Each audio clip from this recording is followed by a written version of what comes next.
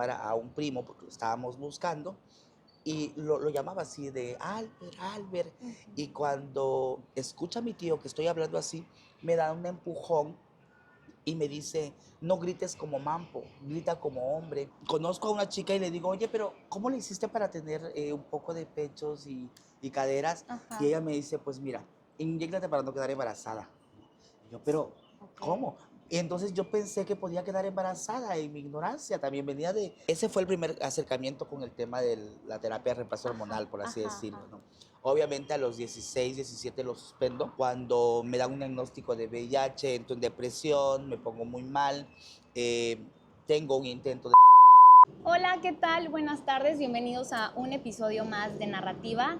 Y el día de hoy nos encontramos con una gran activista, abogada y defensora de los derechos humanos de la comunidad LGBTIQ+, Mari Carmen de la Encarnación Pereira. ¿Cómo estás, Mari Carmen? Muy bien, muchísimas gracias por la invitación, No, a es ti un por estar honor. aquí. ¿Por qué de la Encarnación? De la Encarnación, en homenaje a Cotita de la Encarnación, la primera transgénero de la que se tiene registro en la historia de México, ¿no? En el virreinato, pues ella fue torturada durante un mes por la Santa Inquisición. Hay documentos en donde aparece su nombre de pila, ¿no? Su nombre de hombre y su nombre, el nombre que ella escogió en esa época. Claro. Entonces, como un homenaje a su memoria, a su resistencia y su vida, me puse de la Encarnación. Ah, está padrísimo. Nunca había escuchado de la Encarnación. Pues bueno, te agradezco mucho. Creo que hoy vamos a hablar de una historia de lucha y bueno, yo quiero platicar de todo, pero quiero empezar con un tema. ¿Cómo viviste tu infancia? Yo soy fiel creyente de que la infancia es una de las etapas más lindas del ser humano, más complejas también, porque es una etapa que hay que cuidar mucho, hay que proteger y que es la que depende mucho de lo que hoy en día pues somos. Entonces, yo queriendo iniciar con esto, ¿alguna vez tú te imaginaste llegar a hacer lo que hoy eres, a posicionarte en como el día de hoy estás? Yo siempre quise ser una mujer como mi abuela, ¿no? Mi abuela me crió de los 4 a los 12 años, 13 años, y yo tengo muy claros recuerdos en los cuales ella me encuentra a los 7, 8 años maquillándome y poniéndome su ropa, y cuando mi abuela me pregunta y me dice, ¿por qué te estás haciendo eso? Yo le dije, porque yo cuando sea grande quiero ser como tú, abuelita. Usar ese tipo de ropa que yo uso, que es como de manta, bordada, mi abuela indígena, entonces yo me miraba como una mujer usando la ropa que ella usaba. Claro. Entonces creo que fue mi infancia con mucho amor de mis padres, de mi familia núcleo, ¿no? De mi abuela, que es como el referente para mí más importante. Claro, la tenías muy presente. Sí. Oye, Mari, cuéntame un poco, ¿en qué momento fue que topaste tal vez pared o que pudiste entender de que el mundo no estaba preparado para ti, estos contextuales que estamos viendo? ¿Cómo fue esa experiencia? Mi infancia la desarrollé en una comunidad, una colonia, una ranchería en Villa Corso, donde había luz. Vivíamos en la casa de del profesor, ¿no? Mi papá es profesor rural, entonces había muy poco conocimiento del tema, por eso es que nunca sufrí ningún acto de discriminación hasta los 10 años, cuando un tío, medio hermano de mi mamá, comienzo yo a llamar a un primo, estábamos buscando, y lo llamaba así de Albert. Y cuando escucha a mi tío que estoy hablando así, me da un empujón y me dice, no grites como mampo, como hombre. Y entonces entendí que yo no era hombre, yo era mampo. Ni siquiera sabía no trans, ¿no? Ajá, claro. Muy lejos estaba la palabra trans, pero ya sabía que existía un término que era mampo, que lo utilizaban de manera despectiva para referirse a la gente como yo. Y entonces, cuando entro a la secundaria es cuando me doy cuenta de la diferencia súper marcada que hay entre hombres y mujeres en esa sociedad, en donde todo lo que no es como la norma o la regla en cuanto a los varones de esa época, incluso en cuanto a las niñas, adolescentes de esa época, hay el rechazo, la segregación, el estigma y la burla. Entonces yo pues fui objeto de chismes, chistes, me hacían su bullying terrible, me llegaron a golpear, me llegaron a sacar sangre de las burlas que hacían. La secundaria fue una etapa muy traumática para mí, en donde yo pensé en el suicidio, porque yo decía, ¿cómo es posible? Yo no sé por qué soy así, y si yo pudiera hacer algo para dejar de ser así, lo haría, ¿no? Yo me acuerdo que me dormía, mi abuela era sumamente católica, mi familia es bastante católica, entonces yo me ponía a rezar y a decirle a Dios que me quitara esto, que yo ya no quería seguir, ¿no? Que con esa potencia que tiene pudiera yo liberarme de lo malo que había dentro de mí. Y en una ocasión, cuando mi abuela me vio muy mal en el primer intento de ella me dijo que en mí no había nada malo y que Dios me creó de manera perfecta, ¿no? Quienes estaban equivocados era la gente, ¿no? Y que yo no tuviera miedo y que yo no tuviera tristeza ni me sintiera mal por ser así, porque Dios me hizo perfecta. Y esas palabras para mí me impulsaron, me ayudaron muchísimo para tener el valor de enfrentarme, ¿no? Entonces ahí en la secundaria es cuando me doy cuenta de la diferencia. En la preparatoria confirmo eso, ¿no? Porque pues ya comencé a maquillarme, comencé a hormonizarme, comencé a usar ropa un poquito más femenina, ¿no? ¿Cómo fue eso de hormonizar? Pues yo conocí a una chica trans en mi pueblo que... Allá en Villacorso. Ya en Suchiapa, a los okay. 14, 13 años me vengo a vivir a Suchiapa y sigue otra vez la violencia, ¿no? Simbólica sobre todo. Mi padre en algún momento me regañó por ir caminando irme contoneando a comprar tortillas, ¿no? Okay. Yo ya tenía interés, me enamoré en ese momento de un chico y entonces esa parte fue la que conozco a una chica y le digo, oye, pero ¿cómo le hiciste para tener un poco de pechos y caderas? Y ella me dice, pues mira, inyéctate para no quedar embarazada. Pero ¿cómo? Y entonces yo pensé que podía quedar embarazada en mi ignorancia. También venía del rancho, del monte, ¿no? Nadie te me dice instruyó. nada, Sí. claro. Y entonces me pasa que mi vecina pues usaba inyecciones para planificar y yo le digo que me compre unas a mí. Y claro, en ese momento, a los 6, 7 meses, yo ya había desarrollado cadera, ya se me había abultado el pezón con dolor y todo. Ya se estaba moldeando mi cuerpo. Tenía 16, 17 años. ¿Seguías viviendo con tu familia? Sí, seguía viviendo con mis papás. Y entonces ese fue el primer acercamiento con el tema de la terapia de reemplazo hormonal, por así decirlo. Obviamente a los 16, 17 lo suspendo. Cuando me dan un diagnóstico de VIH, entro en depresión, me pongo muy mal, tengo un intento de nuevamente porque yo dije, antes de que pase a la fase de SIDA, desde mi ignorancia, prefiero mejor yo para no darle la carga de esa condición a mi familia, ¿no? Si ya de por sí es complicado. Es terrible el estigma que hay hacia la familia, ahora tener otro,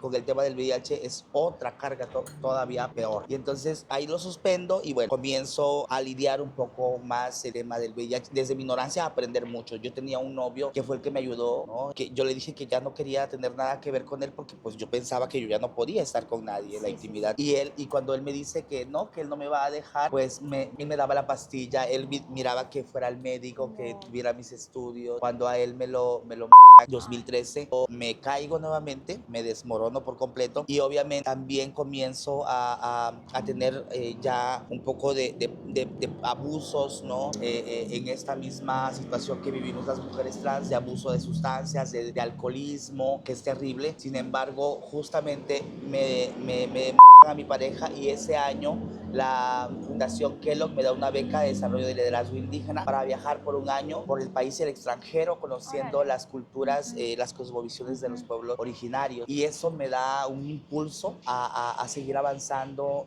a profesionalizándome. Comienzo a trabajar desde el 2010 con migrantes LGBT y ya después especialmente con mujeres trans víctimas de exilio, de desplazamiento forzado y bueno, ahí fue como el decir yo voy a vivir por mi pareja que no está, ¿no? Y entonces cada vez que voy a algún lugar, fui a conocer a Malala Yousafzai en Monterrey en la conferencia, primer Congreso Internacional de Derechos Humanos y de Desarrollo, y yo iba en el avión, en la ventanilla y volteo a ver y le digo, estaba cerca del cielo y yo creo que mi abuela me está esperando junto con él cuando yo me vaya, ¿no? Entonces volteo a ver y le digo a él, ¿no? Dixember, mira hasta dónde hemos llegado. ¿Quién iba a pensar que tú y yo íbamos a estar en Monterrey? Porque yo viajo, pero acá va, ¿no? Entonces yo vivo por él, disfruto por él y entonces, por ejemplo, voy a estar en el Valle del Cauca en la quinta cumbre internacional de mujeres indígenas y afrodescendientes liderando la mesa trans con la banda y eso no hubiera sido posible si no me pongo la capa de decir tengo que vivir y luchar por quienes ya no están, porque quienes ya no tienen voces, ¿no? Claro, Pues, justo eso te quería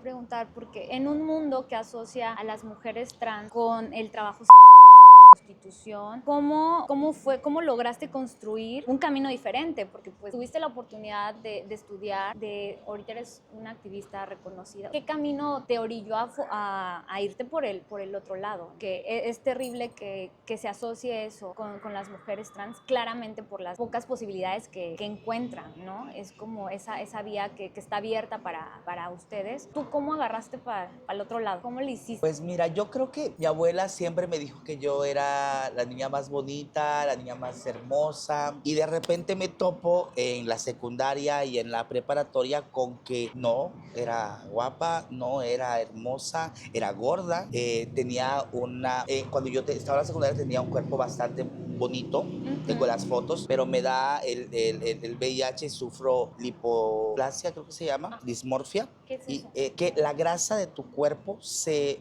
va hacia otras partes, por ejemplo, enflaqueces Por lo de que las... te habías Ajá. inyectado.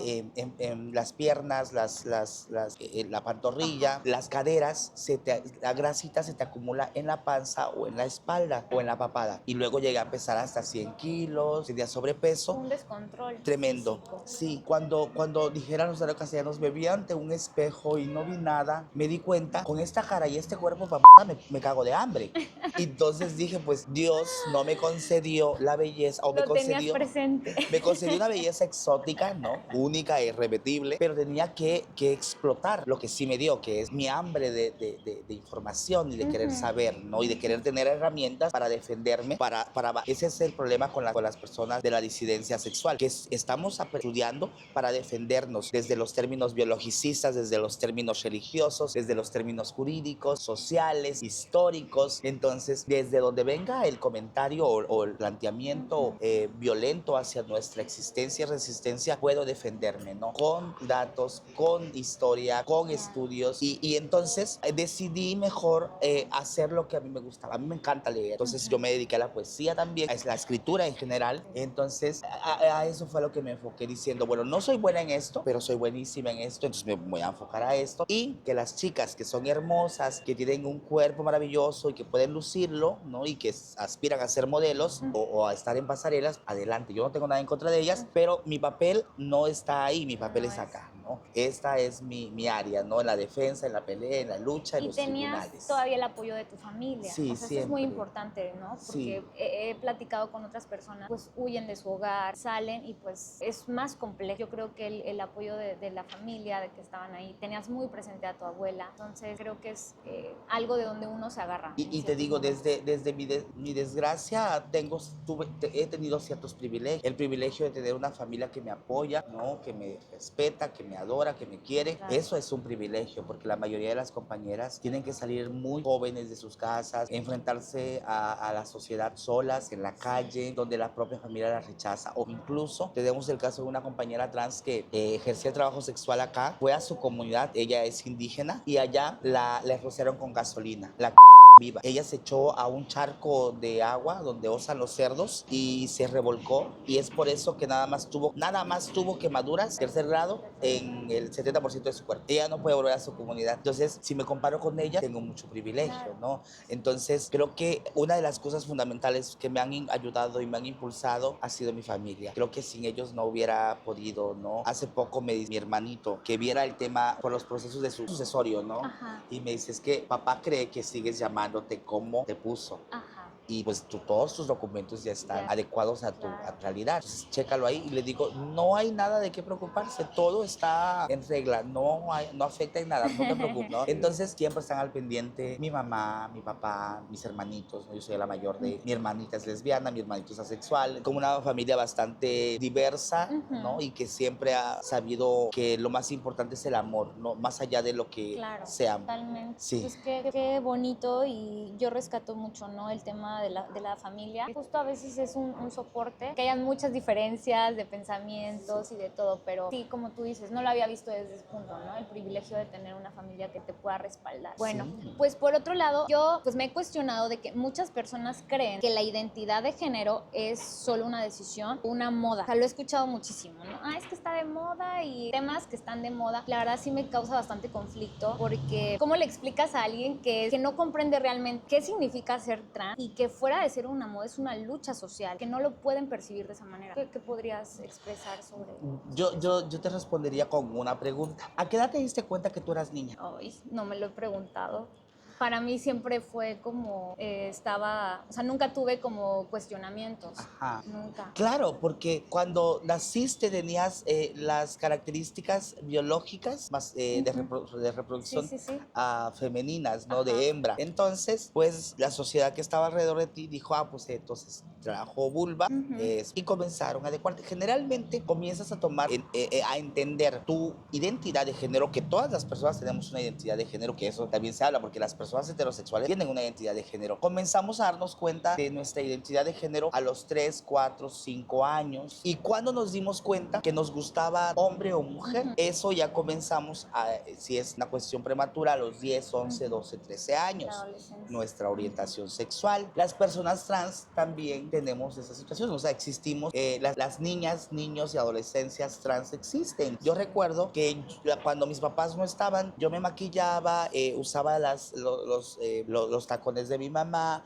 Yo veía y quería hacer siempre el rol de la mamá, la cuidadora, porque es lo que a mí me interesaba en los roles, en los juegos que hacía en la niñez. Y que bueno, también que sabemos que los roles de los juegos y la ropa no determinan nuestra orientación y nuestra identidad, pero pues yo me sentía femenina. Entonces, a lo largo de la historia, las personas trans han existido y resistido, a pesar de que hay una consigna tremenda desde los sistemas de opresión para negarnos, para decir que no es. En las diversas culturas indígenas del mundo existen estas corporalidades. No puedo llamarles trans en el paraguas trans porque, por ejemplo, las mujeres, la población mushe, no podríamos decir son mujeres trans, ¿no? Ellas tienen otra cosmovisión, tienen otro trabajo social, y cultural dentro de la comunidad, ¿no? Y así pasa con las Richard en la India, así pasa con las Fafines en Filipinas, Trans Pinoy, Trans Pinay o las Guaris en Bolivia, ¿no? En la historia de América y Canadá, ahorita más recientemente el término de two spirits o dos espíritus, ¿no? Siempre hemos existido. En el virreinato también existieron allá en la corte europea también. Felipe de Orleans, por ejemplo. En la Roma está Heliogábalo, un emperador que cuando llegó a ser emperador dijo que la llamaran por ella y que además se vestía como mujer. A Heliogábalo no la mataron, no la mataron por era tirano, sino la mataron por vestirse de mujer y pedir que la llamaran de mujer en la época en la época griega, ¿no? Entonces, así que los griegos muy respetuosos de la homosexualidad, sí, pero con el tema trans, no. Aquí en México tenemos la historia de tanto con la encarnación con 3 mujeres trans o corporalidades antihegemónicas, por así decirlo, pero también tenemos el caso de Amelio Robles, más reciente, que fue un hombre que luchó en la Revolución Mexicana, que fue una mujer cisgénero que se sintió como hombre y se hizo todo para parecerse hombre y se llamó Amelio Robles. Y tuvo una mujer, adoptó sus hijos, el gobierno, el Estado mexicano le reconoció, ya al final no quería hacerlo, pero lo reconoció como héroe de guerra. Entonces, a lo largo de la historia hemos estado ahí. No es una moda, porque ¿quién va a querer tener un promedio de vida de 35 años? ¿Quién va a querer salir a la calle y que la golpeen, que la insulten? Claro. ¿Quién va a querer llegar a la escuela y digan, te voy a rapar o quítate tu maquillaje? Estamos avanzando muchísimo en los derechos y creemos que es un tema que está vigente y que se ha reforzado muchísimo, pero al final del día tú vas y ves las cifras y existe el 44.5% de los es en contra de mujeres trans. Entonces, ¿de dónde? O sea, estos datos pues los saqué ahí del Observatorio Nacional de Crímenes de Odio, que son contra la comunidad LGBT, que dentro de la comunidad, pues las mujeres trans son las más afectadas. Y entonces, yo por eso se me hace súper valioso poner esto sobre la mesa y que México se ubica en el segundo lugar. Estamos en el segundo lugar de...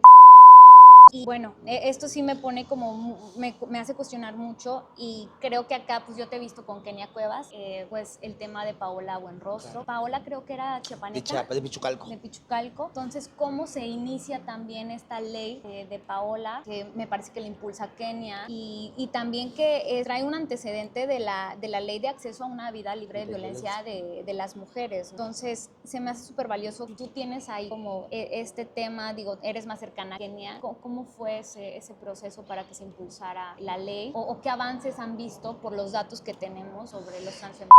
el año pasado y ha habido un repunte. Los datos del observatorio, yo colaboré con Letra S documentando crímenes de odio por la identidad de género y terminé con ansiedad, con muchísimo miedo, con muchísimo estrés, porque me dedicaba a revisar las notas en los periódicos, en internet de los casos para Chiapas. Entonces, a mí me sorprendió la brutalidad, la hazaña, la violencia con la que nos sobre todo las mujeres trans. Te voy a decir una cosa, ahorita del año pasado a la cifra ha aumentado en cuanto a los pero lo más importante es que hacia las corporalidades de mujeres trans ha aumentado exponencialmente hasta el doble. Es decir, si antes, hace 5 años, a 10 personas LGBT, ponte que 7 eran mujeres trans, 2 eran gays y 1 lesbiana. Ahora ya no, ahora de 10 9.5 son a mujeres trans y 1 a una persona gay. Entonces, esto lo que nos hace ver es que estamos ahora sí en muchísimo riesgo, muchísima violencia. Los discursos de odio se han también desatado tremendamente con el arribo de la derecha a los gobiernos como Estados Unidos, Milei en Argentina, Bukele en El Salvador, ¿no? Entonces, justamente cuando el caso de Paola Buenrostra y la ley Paola Buenrostro ayuda muchísimo. ¿Por qué? Porque hace cuenta que ahorita que pasó el caso de Alice Díaz, esta chica trans que fue asesinada el 6 de marzo en Tapachula, nosotras quisimos ser coadyuvantes en la investigación, pero como en Chiapas no existe ley de identidad de género, el caso de Alice Díaz no fue como un ni como un feminicidio, fue como un homicidio.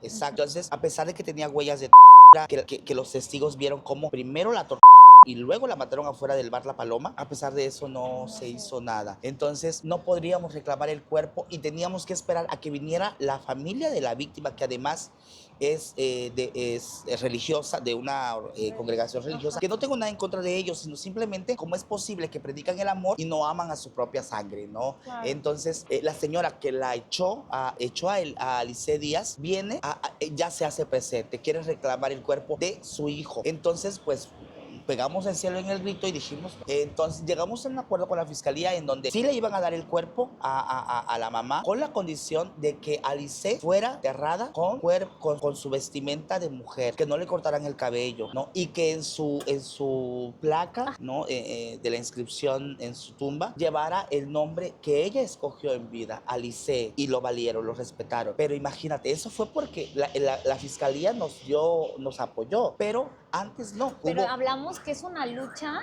que dice, si tú no vas, te paras ahí, si tú no vas y reclamas, eso no sucede. O sea, es una lucha y tras lucha para exigir algo que ya, o sea, que ya les corresponde, pues ya debería corresponderles. Claro, una mujer trans que es y que fallece, familia no la reclama y se va a la fosa común. Yo no puedo ir sin a mi amiga. ¿Qué pasa con la ley Paola Buenrostro? Se crea una figura en la ley que dice que las mujeres trans y las activistas somos también familia social, ¿no? Entonces, esta figura de familia social, justamente las mujeres trans creamos redes de apoyo, de familia, tenemos nuestras mom, que son nuestras veteranas que nos enseñan a maquillarnos y esas cosas. Entonces, también somos familia y no necesariamente tenemos que ser familia consanguínea para que el Estado reconozca. Y ya ahorita lo tiene Nayarit y lo tiene Ciudad de México, la ley Paola Buenrostro. No sé si llega a Chiapas, yo espero que sí y es urgente. Hemos documentado más de 15 mujeres trans en la Marte, en el área varonil, sufriendo, no tienes idea de las vejaciones a su dignidad, a su integridad, a su salud mental, física, sexual, y ahí siguen. No importa si son culpables o no, tienen sentencia o no, ahí están, pero tienen que tener las condiciones mínimas de dignidad a sus derechos humanos y no las hay. ¿Por qué? Porque no existe una ley que reconozca a las personas trans en el Estado. Las que tuvimos, algunas que obtenemos el beneficio del cambio de identidad, lo hemos hecho a través de un juicio de amparo, pero somos muy pocas. ¿Cuánto cuesta un juicio de amparo en Chiapas de cambio de identidad de género? He llegado a saber que hasta 35,000 pesos han cobrado por un. ¿Cuántas mujeres trans que vivimos otra de las cosas es que vivimos en pobreza extrema, en precariedad, porque no tenemos acceso a una educación? Mi amiga Paulette, por ejemplo, ella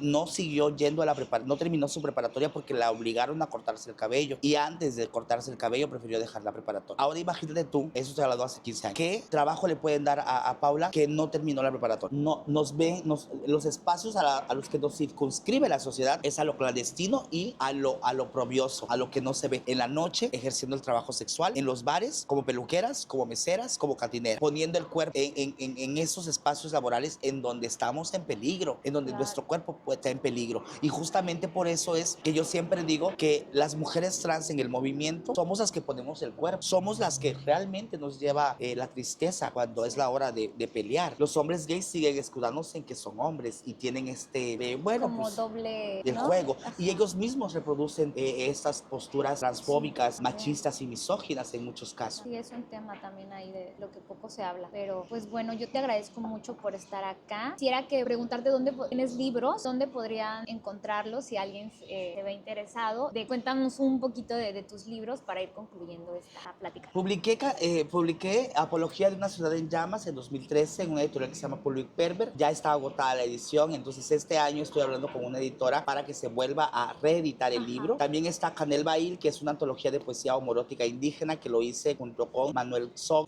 Fernanda Álvarez Uz, que son, Fernanda es una mujer trans maya quiche, Manuel Zog es un indígena gay maya quiche, Chepe Muñoa y Chumbetán, que fue quien nos tradujo al Tzotzil, y está en La Cosecha en San Cristóbal, ¿no? Es un libro artesanal hecho a mano y tenemos escribí bueno, lo traje, el prólogo del libro del doctor Mauricio Albores, Cuerpos Habitados, historias desde la disidencia sexual, y está por salir también uno que son relatos de historias de cuerpos trans y femeninos, es literatura, entonces está por salir, se llama Transfuga, y pues me pueden contactar a través de mis redes sociales, que es el Insta, Mari Carmen de la Encarnación Pereira Vázquez, y Facebook, Mari Carmen de la Encarnación Petate, Mari Carmen de la Encarnación Petate en Insta y en Facebook. Perfecto, pues bueno, ahí dejamos el medio para contactarte y yo te agradezco muchísimo, de verdad que qué gusto que pudimos acá con él. Ya se fue el sol, está el atardecer Sí, hermoso. qué hermoso. Pero, y gracias también por estos espacios que nos prestaron hoy acá en Reina Roja, de que podemos hablar también de estos temas y en la lucha, ¿no? Cada quien a sus luchas, pero con la esperanza de que esto algún día sea diferente. Yo te agradezco muchísimo y pues nada, sería todo. Muchísimas gracias también por la invitación.